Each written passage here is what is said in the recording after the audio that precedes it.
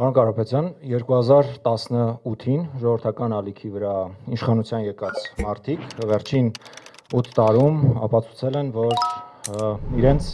իշխանությունը պետք էր առաջին հերթին սեփական կյանքը բարելավելու համար, օրինակները շատ են սկսած միլիոնավոր դրամների պարգևավճարներից մինչև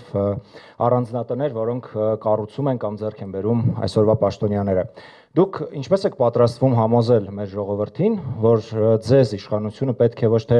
սեփական թիմը հարստացնելու համար, այլ Հայաստանը ուժեղացնելու, հարստացնելու համար։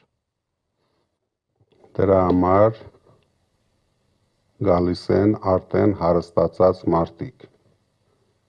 ովքեր հարստանալու կարիք չունեն։ Մենք հարստացնելու ենք հայ ժողովրդին, ի տարբերություն ներկա իշխանություններին, ովքեր բյուջեն լցնում են սեփական գրպաններով։